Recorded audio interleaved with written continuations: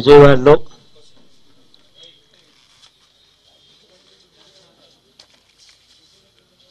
Temporary అసెంబ్లీలో తొలి assembly సమావేశాలు జరుగుతా ఉన్న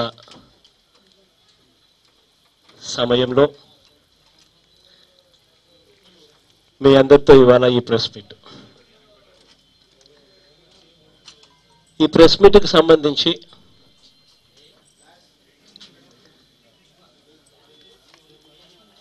ఇవాళ ముఖ్య ఉద్దేశం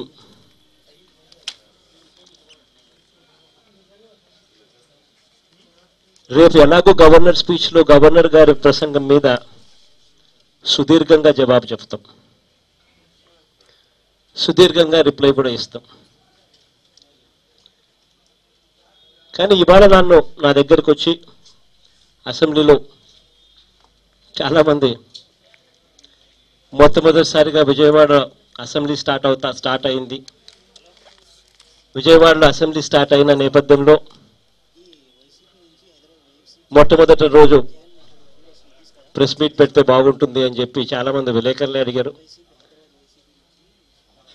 సో దానికి సంబంధించి నేను కూడా విలేకరులతో మనసు పంచుకునేందుకు, కలిసి పంచుకునేందుకు మీ అందరితో కూడా ఇవాళ ప్రెస్ బ్రీఫింగ్కు అటెండ్ అవుతా ఉన్నా. ప్రెస్ బ్రీఫింగ్కు సంబంధించి మీరేమైనా మరీ స్పెసిఫిక్గా ఏదైనా క్వశ్చన్స్ ఏదైనా అడగాలనుకుంటే యు ఆర్ ఆల్వేస్ వెల్కమ్. కానీ క్లుప్తంగా గవర్నర్ గారి ప్రసంగం మీద మాత్రం 2-3 అంశాలు మాత్రమే చెప్పాలి అని అంటే, ఎందుకంటే ఎలాగో రేపొద్దున గవర్నర్ గారి ప్రసంగం మీద సుదీర్ఘంగా మాట్లాడబోతున్నాం. చాలా డీటెయిల్డ్గా గవర్నర్ గారి ప్రసంగం మీద సుదీర్ఘంగా దానికి క్రిటికల్ అనాలిసిస్తో సుదీర్ఘంగా దాని మీద ప్రస్తావిస్తాం. కాబట్టి 2-3 మాటలు మాత్రమే గవర్నర్ గారి ప్రసంగం మీద. ఇవాళ ఇక్కడ గవర్నర్ గారి ప్రసంగం జరిగింది కాబట్టి 2-3 మాటలు మాత్రమే చెప్పాలి అని అంటే, చాలా క్లుప్తంగా చెప్పాలి అని అంటే నేను 2-3 మాటలు చెప్తా. ఒకవైపున కరువు వచ్చింది అన్న సంగతి మన అందరికీ తెలుసు. అదేమిటో కానీ చంద్రబాబు నాయుడు గారు ముఖ్యమంత్రి అయిన రోజు నుంచి, ఆయన ముఖ్యమంత్రి అయినప్పటి నుంచి ఇప్పటి వరకు వరుసగా 3 సంవత్సరాలు కరువు. అది మన అందరికీ తెలుసు. ఈ సంవత్సరం కూడా కరువు వచ్చిందన్న సంగతి. మరి ఒకవైపున కరువు వచ్చి రైతులు అల్లాడుతూ ఉంటే, అలమటిస్తూ ఉంటే, జీడిపి గ్రోత్ రేట్లు అంటే అభివృద్ధి గ్రోత్ రేట్లు, జీడిపి అంటే వ్యవసాయము, పారిశ్రామిక రంగము, సేవా రంగం, ఈ 3 రంగాల్లో అభివృద్ధి ఉంటే దాన్ని అభివృద్ధి అని అంటారు, దాన్నే జీడిపి అంటారు.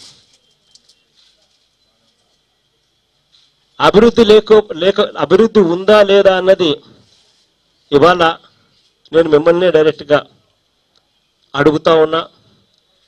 కరువు వచ్చి రైతులు అలమటిస్తూ ఉంటే చంద్రబాబు నాయుడు గారు మాత్రం రాష్ట్రం అభివృద్ధిలో, వ్యవసాయ రంగం, సేవా రంగం, పారిశ్రామిక రంగాల్లో అభివృద్ధిలో దేశం కన్నా ఎక్కువ.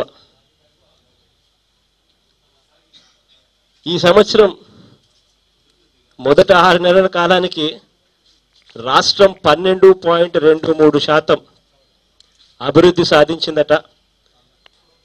దేశం చూస్తే 7.1%. అంటే దేశం కన్నా 5% ఎక్కువ అభివృద్ధితో రాష్ట్రం పరిగెత్తా ఉందంట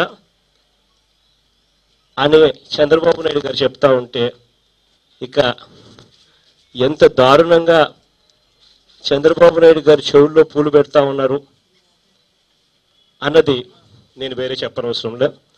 దీని గురించి సుదీర్ఘంగా కూడా రేపు పొద్దున మాట్లాడతాం. అసెంబ్లీలో సుదీర్ఘంగా కూడా చంద్రబాబు నాయుడు గారు చెప్పిన ప్రతి అంకెను సుదీర్ఘంగా రేపు పొద్దున అసెంబ్లీలో చంద్రబాబు నాయుడు గారికి రిఫ్యూట్ చేస్తాం. ఇంకా బాధాకరమైన విషయం ఏమిటంటే, గవర్నర్ గారి నోట్లో నుంచి ఇవాళ అబద్ధాలు చెప్పించారు. మనందరికీ తెలిసిన విషయమే. గవర్నర్ గారి ప్రసంగం అంటే జనరల్గా చంద్రబాబు నాయుడు గారు ఏం చెప్తారో, చంద్రబాబు నాయుడు గారు ప్రభుత్వం ఏదైతే రాయిస్తారో, చంద్రబాబు నాయుడు గారు రాయిచ్చినది గవర్నర్ గారు చదివి వినిపిస్తారు. జనరల్గా గవర్నర్ గారి ప్రసంగం అంటే ప్రభుత్వం ఏదైతే చెప్పమంటారో అదే గవర్నర్ గారు ప్రసంగిస్తారు. ప్రభుత్వం ఏదైతే రాసిస్తుందో అదే గవర్నర్ గారు ప్రసంగిస్తారు. ఆ ప్రసంగించడంలో గవర్నర్ గారి స్టేచర్ ఉన్న వ్యక్తితో కూడా ఆయన నోట్లో నుంచి కూడా అబద్ధాలు చెప్పించారు అన్నది బాధాకరమైన విషయం. ఇక ఇంకా బాధపడే విషయం ఇంకొకటి ఏంటంటే,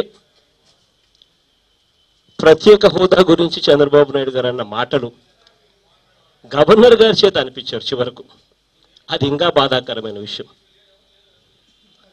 ప్రత్యేక హోదా అన్నది ఈ మార్చి నుంచి వెళ్ళిపోతుందట. అసలు ఎంత దారుణమైన అబద్ధం అంటే, నిజంగానే వెళ్ళిపోయేట్టుగా అయితే నేను చంద్రబాబు నాయుడు గారిని ఒకటే ఒక సూటి ప్రశ్న వేస్తా. నిజంగానే వెళ్ళిపోయేట్టుగా అయితే జిఎస్టీ యాక్ట్లో అమెండ్మెంట్స్ తీసుకొస్తున్నారు. దాంట్లో 122వ అమెండ్మెంట్గా జిఎస్టీ యాక్ట్లో అమెండ్మెంట్ తీసుకొస్తున్నారు. Article 274A clause 4 section G ఏం చెప్తుంది? జిఎస్టీ ప్రొవిజన్స్లో special provisions will be made for special category states అని. అంటే దాని అర్థం ఏమిటి? జిఎస్టీ వచ్చినాక కూడా స్పెషల్ కేటగిరీ స్టేట్స్ కొనసాగుతాయని, స్పెషల్ కేటగిరీ స్టేట్స్కు స్పెషల్ ప్రొవిజన్స్ కూడా ఇవ్వబోతారు అన్నది క్లియర్ కట్గా చెప్తా ఉంది జిఎస్టీ యాక్ట్ ప్రకారం. అంటే ఇవన్నీ కూడా చాలా సుదీర్ఘంగా కూడా రేపు డిస్కస్ చేస్తాం. గవర్నర్ గారి స్పీచ్లో ఇవన్నీ కూడా తీసుకొస్తాం. ఇక నేను సుదీర్ఘంగా ఇంతకన్నా ఎక్కువ చెప్పతే గవర్నర్ గారి స్పీచ్ ఇక్కడే చెప్పినట్టు అవుతుంది. 2-3 విషయాలు మీరు ఏదైనా క్లుప్తంగా అడగాలంటే అడగండి. వెళ్ళే ముందు ఒకే ఒక విషయం మళ్ళీ చెప్పాలి. ఈరోజు మనం పేపర్లు చూసాం, రాజధాని ప్రాంతంలో రైతులకు ఏ రకంగా అన్యాయం జరుగుతూ ఉంది, రైతులకు ఏ రకంగా ప్లాట్ల కేటాయింపులో వ్యత్యాసం చూపిస్తున్నారు అన్నది. ప్లాట్లలో మాత్రం ఆశ్చర్యంగా లాటరీ అని పేరు చెప్తారు. లాటరీ అన్నది ఒక స్కామ్గా ఇవాళ తయారు చేశారు. కారణం ఏంటంటే సాక్ష్యాధారాలతో సహా ఇవాళ ఎవరెవరికి ప్లాట్లు ఇచ్చారు అని నేను చూపించబోతా ఉన్నా. ఈ ప్లాట్లు ఇచ్చినటివి ఎంత ఆశ్చర్యకరంగా ఉన్నాయి అంటే, చంద్రబాబు నాయుడు గారికి సంబంధించిన మంత్రులకు, చంద్రబాబు నాయుడు గారికి సంబంధించిన ఎమ్మెల్యేలకు, చంద్రబాబు నాయుడు గారికి సంబంధించిన దగ్గరి మనుషులకు వాళ్ళకు మాత్రం బ్రహ్మాండమైన ప్లాట్లు అలాట్ అయినాయి. అంటే బ్రహ్మాండమైన ప్లాట్లు అంటే మంచి మంచి పార్కుల దగ్గర, మంచి మంచి రోడ్ల కూడికల దగ్గర, మంచి మంచి ప్రైమ్ ప్రాపర్టీస్, కమర్షియల్ ప్రాపర్టీసు, బాగా రోడ్లు పక్కనే ఉండేట్టుగా, బ్రహ్మాండంగా 2-3 రోడ్లు ఉండేట్టుగా కూడలిలో కూడా అలాట్ అయిన పరిస్థితులు. సామాన్య రైతులకు మాత్రం అన్యాయంగా అలాట్ అయిన పరిస్థితులు.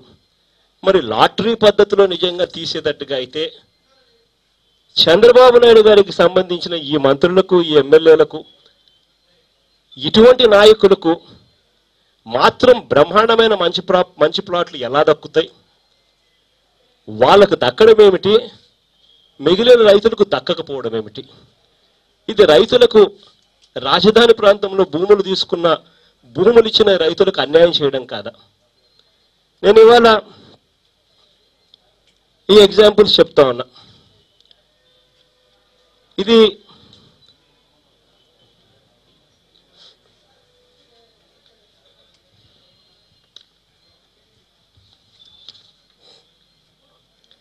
పయ్యావుల కేశవ్, దూలుపల్లి నరేంద్ర. ఇద్దరు మీ అందరికీ కూడా పేర్లు చెప్తానే రాష్ట్రంలో అందరికీ కూడా పేర్లు అర్థమవుతాయి అనుకుంటా. పయ్యావుల కేశవ్ అని ఆయన ఐ థింక్ ఈస్ ఎమ్మెల్సీ అనుకుంటా. దూలుపల్లి నరేంద్ర సిట్టింగ్ ఎమ్మెల్యే. వీళ్లకు ప్లాట్లు అలాట్ అయ్యాయి. ఆ ప్లాట్లు 12,000 గజాలు ఒక ప్లాటు, కొండరామరాజు పాలెం ఊరు, కాలనీ 466, బ్లాక్ 1772, ప్లాట్లు 2, 12,000 గజాలు.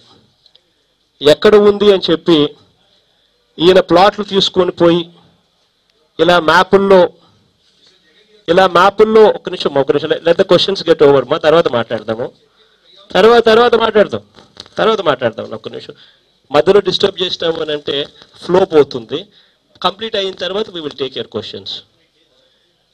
ఇవన్నీ కూడా వాళ్ళకు సంబంధించిన ప్లాట్స్కి సంబంధించిన డీటెయిల్స్. ఎవరెవరికి ప్లాట్స్ గురించి అలాట్ అయిన ప్లాట్ ఎక్కడ ఉంది, ఆ అలాట్ అయిన ప్లాట్లు ఎంత గొప్పగా అలాట్ అయింది, వీళ్ళకు మాత్రమే లాభం చేకూర్చే విధంగా ఎందుకు ప్లాట్ల అలాట్మెంట్ జరిగింది అన్నది క్వశ్చన్. ఈ పయ్యావుల కేశవ్, దూలుపల్లి నరేంద్రకు సంబంధించి ప్లాట్లు 2, 12,000 గజాలు, కోదండరాజుపాలెం 403 కాలనీ 1713, ప్లాట్లు 13, 3,000. ఇవి 12,000 గజాలు అనేటి 2 ప్లాట్స్ అలాట్ అయినటివి నివాస ప్లాట్లు, 4 వైపుల రోడ్లు, ప్లాట్లకు ఆనుకొని పెద్ద పార్కు, 2 కమర్షియల్ జోన్స్ మధ్య. నేను ఒకటే అడుగుతాను, వీళ్ళకు మాత్రమే ఇంత మంచి లొకేషన్స్లో ప్లాట్లు ఎందుకు అలాట్ కావాలి? వీళ్ళకు మాత్రమే ఎందుకు ఇవ్వాలి? ఏమి రాజధాని ప్రాంతం కోసం భూములు ఇచ్చిన రైతులకు ఇదే ప్లాట్ గన వాళ్ళకి ఇస్తే 12,000 గజాలు ఇస్తే వాళ్ళకు డబ్బులు రావా? వాళ్ళు సంపాదించుకోరా? వాళ్ళకు మేలు జరగదా? ధర్మమేనా అని అడుగుతా ఉన్నా. ఇదేనా ప్లాట్ 466?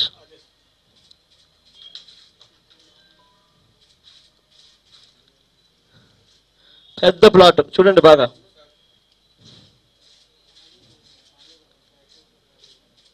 $12,000 గజాలండి. చుట్టూ 4 పక్కల రోడ్లు, ఆనుకొని పెద్ద పార్కు, 2 కమర్షియల్ జోన్స్కు మధ్యలో. ధర్మమేనా అడుగుతా ఉన్నా. నెక్స్ట్ ఇంకొకటి చూపిస్తా ఉన్నా. మంత్రి పల్లె రఘునాథ్ రెడ్డి కొడుకు పల్లె వెంకటకృష్ణ కిషోర్ రెడ్డికి సంబంధించిన plot. Village Nelapadu, colony 451, block 1011, ప్లాట్లు 4, 2,520 గజాలు. నివాస ప్లాట్లకు సీడ్ యాక్సెస్ రోడ్డుకు పక్కనే వీళ్ళకి మాత్రమే, మంత్రి కొడుకు మాత్రమే ఇస్తున్నారు ప్లాట్లు. నివాస ప్లాట్లకు సీడ్ యాక్సెస్ రోడ్డుకు పక్కనే ప్రభుత్వ షాపింగ్ కాంప్లెక్స్కు ఆనుకునే వీళ్ళ ప్లాటు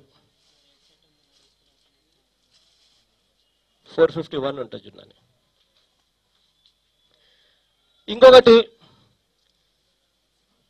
స్పీకర్ కోడెల శివప్రసాద్ గారి పిఏ గుప్తా లలిత కుమార్ పేరు. వెలగపూడి కాలనీ 352, బ్లాక్ 2556, ప్లాట్లు 6, 2,280 గజాలు. రోడ్డు వాణిజ్య ప్లాట్లకు తూర్పున సీడ్ యాక్సెస్ రోడ్డు పక్కనే. ఇవన్నీ కూడా ఏదైతే మీకు ఉన్నాయో, మీకు ఏదైతే నేను చెప్తా ఉన్నానో ప్రతిదీ కూడా వాళ్ళ ప్లాట్లను డ్రాయింగ్, వాళ్ళ ప్లాట్ ఎక్కడొస్తా ఉందో లేఅవుట్లోకి పోయి లేఅవుట్ మొత్తం తీసుకొని వచ్చి ఆ ప్లాట్ వాళ్ళది వేసి పూర్తిగా ప్రెస్కి అంతా పంపిస్తున్నాం. ప్రెస్కి అంతా కూడా పూర్తిగా సర్క్యులేట్ చేస్తా ఉన్నాం. మేము అడిగేదల్లా ఒకటి, రైతులకు మేలు జరగాల్సిన చోట పల్లె రఘునాథ్ రెడ్డి కొడుకు స్పీకర్ పిఏ అంటే స్పీకర్ బెనామీ, ఇంకో దూలపాటి నరేంద్ర, పయ్యావుల కేశవ్, ఎమ్మెల్యేలు ఎమ్మెల్సీలు ఏమయ్యా రైతులకు మేలు చేయాల్సింది పోయి భూములు బలవంతంగా వాళ్ళ దగ్గర తీసుకున్నారు. వాళ్లకు మేలు జరగాల్సింది పోయి వాళ్లకు మేలు జరగకోకుండా ఈ మాదిరిగా చేయడం ధర్మమేనా?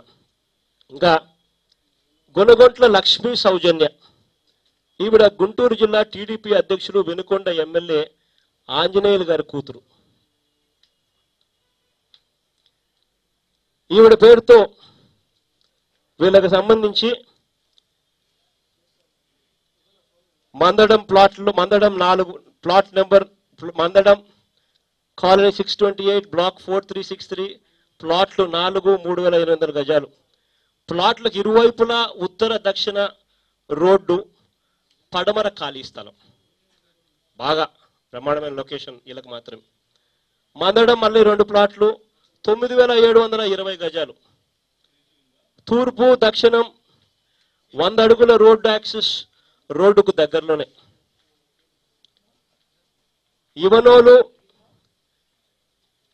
14 ప్లాట్లు 7,680 గజాలు. ప్లాట్లకు తూర్పు పడమర 100 అడుగుల రోడ్లు, దక్షిణ యాక్సెస్ రోడ్డు. వేగలపూడి 3 ప్లాట్లు 4,140 గజాలు. ప్లాట్లకు తూర్పు పడమర 100 అడుగుల రోడ్లు. కృష్ణాయపాలెం 2 ప్లాట్లు 3,420 గజాలు. ప్లాట్లకు ఉత్తరం దక్షిణం 100 అడుగుల రోడ్లు, తూర్పున ఖాళీ స్థలం. కోదండమ్మ రాజుపాలెం 1,020 గజాలు.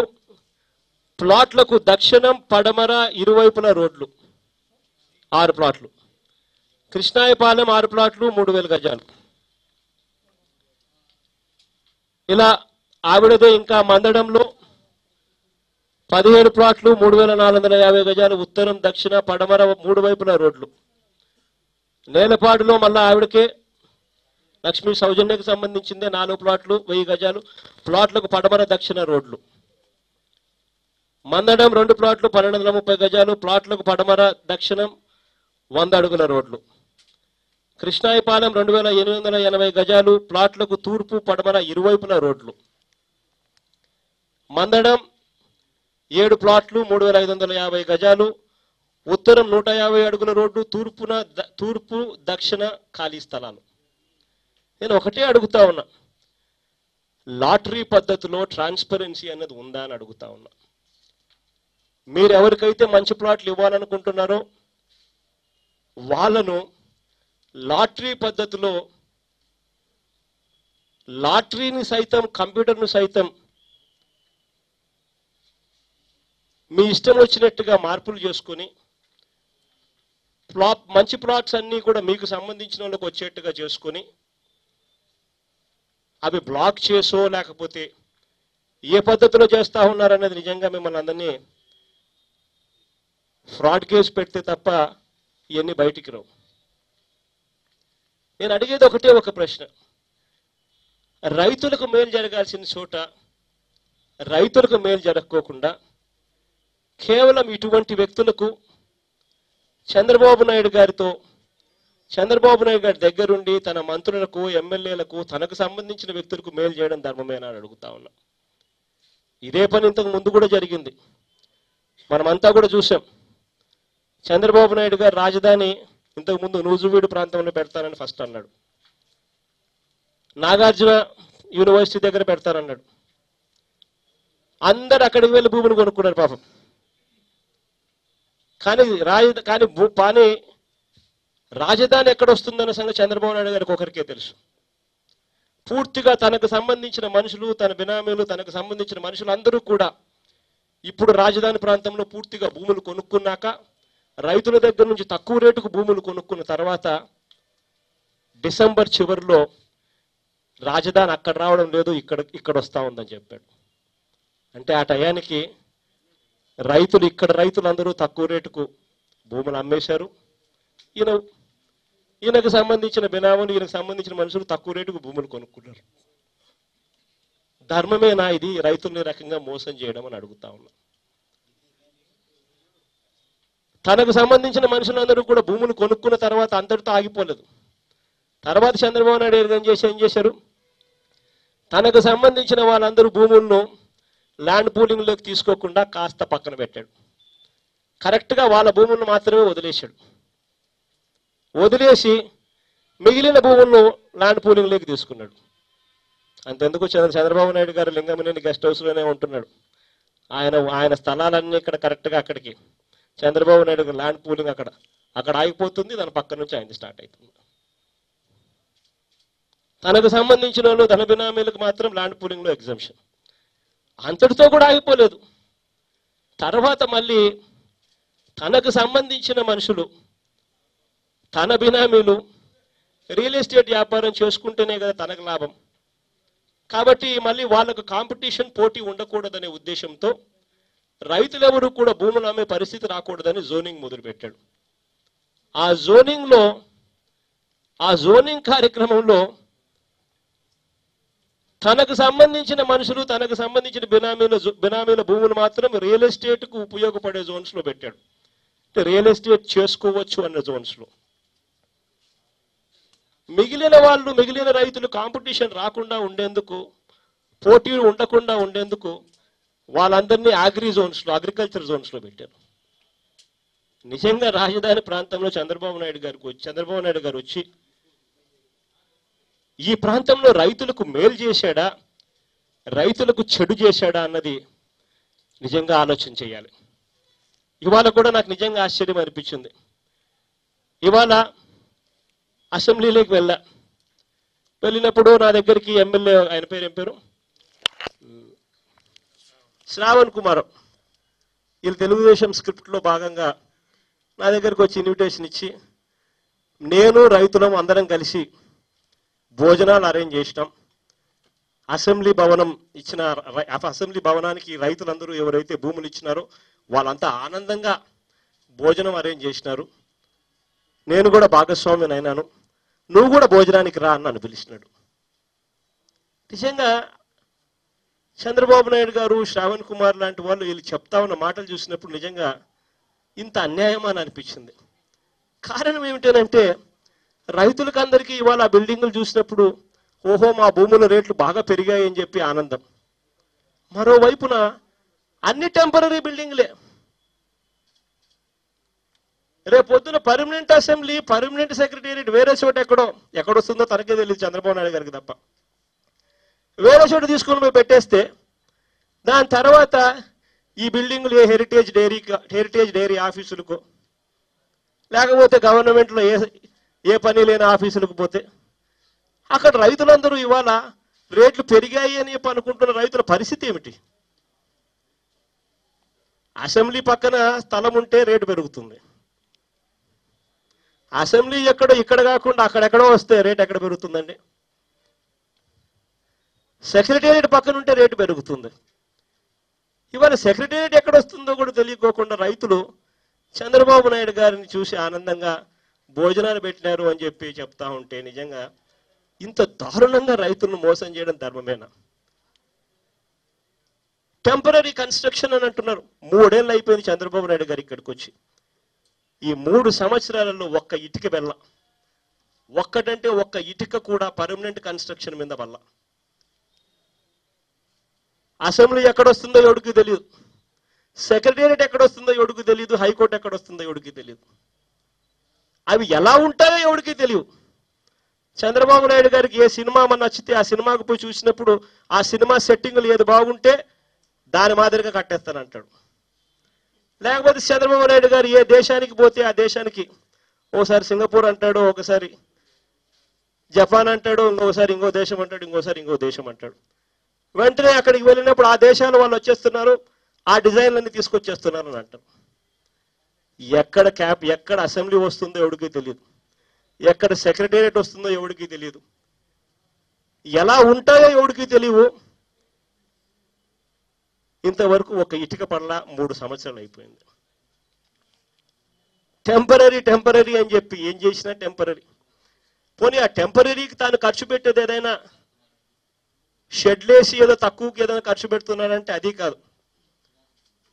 ఈడ మా కావలి ఎమ్మెల్యే మా ప్రతాప్ అన్న ఫ్లాట్లు కడతా ఉన్నాడు. నేను అడిగిన ప్రతాప్ అన్నను, అన్న ఫ్లాట్ కన్స్ట్రక్షన్ కాస్ట్ ఎంత అన్నా అని. 1500 అవుతా ఉందన్నా అని చెప్పి నాతో అన్నాడు. ఫ్లాట్ కట్టడానికి 1500 రూపాయలు 1700 రూపాయలు అయిపోతాయి కట్టడానికి. టెంపరీ అసెంబ్లీ, టెంపరీ సెక్రటేరియట్ 6 లక్షల ఎస్ఎఫ్టీ 650 కోట్లు దాటిపోయింది. అంటే అడుక్కు 10,000 దాటిపోయింది. 1500 రూపాయలతో ఏకంగా ఫ్లాట్లు కట్టేస్తున్నారు ప్రజలు. అవి అమ్ముతున్నారు 1500 రూపాయలకు ఫ్లాటు. దాంట్లో అన్ని ఫ్లోరింగు గీరింగు అన్ని 1500 రూపాయలు కాస్ట్ ఆఫ్ కన్స్ట్రక్షన్. ఫ్లాట్లు కడతా ఉంటే టెంపరీ బిల్డింగులకు కాస్ట్ పర్ ఎస్ఎఫ్టీ అడుక్కు 10,000 రూపాయలు పర్ ఎస్ఎఫ్టీ. ఇంతటి దారుణంగా పరిపాలన సాగిస్తా ఉన్నారు. దీనికి నిజంగా ఏం చెప్పాలో కూడా అర్థం కాని విషయాలే. కానీ హరి నువ్వే అడగచ్చు చెప్పా.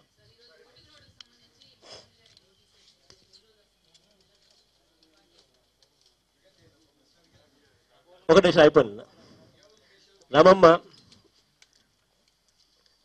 ఓటుకు నోట్లకు సంబంధించి మీరు అడిగిన ప్రశ్నకు నిజంగా నాకు ఒకసారి ఇవాళ జరిగిన పరిణామాలు ఒక్కసారి చూస్తే ఆశ్చర్యకరంగా అనిపిస్తాయి.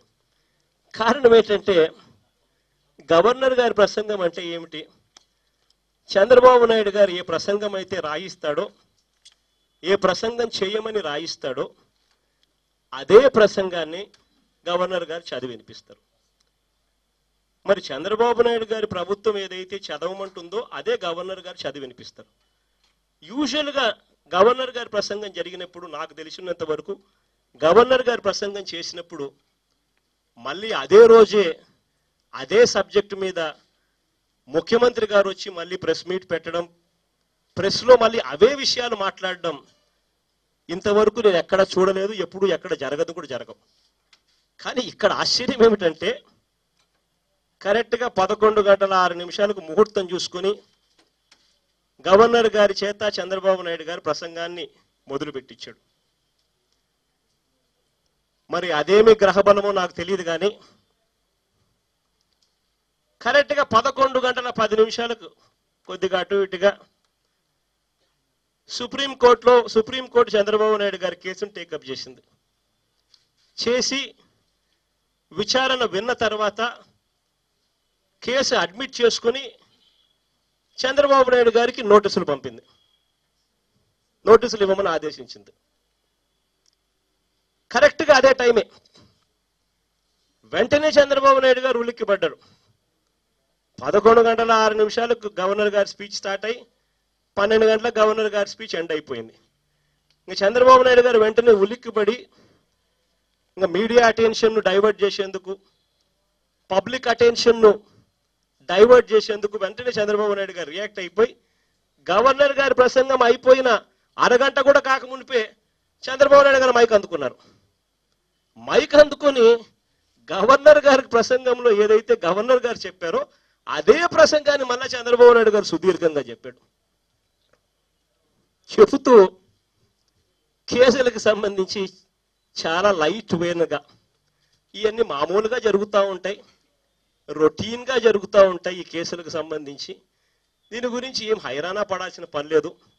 నా మీద గతంలో 26 కేసులు పెట్టారు, ఏమయ్యా ఈ కేసులు అని చెప్పి చంద్రబాబు నాయుడు గారు చాలా రొటీన్గా లైటర్ వేనుగా తీసేసే కార్యక్రమం చేయడానికి చాలా కష్టపడ్డాడు. కానీ వాస్తవం ఏమిటి అని అంటే చంద్రబాబు నాయుడు గారికి కూడా తెలుసు, మనందరికీ కూడా తెలుసు. వాస్తవం ఏమిటి అని అంటే ఒక ముఖ్యమంత్రి మీద సుప్రీంకోర్టు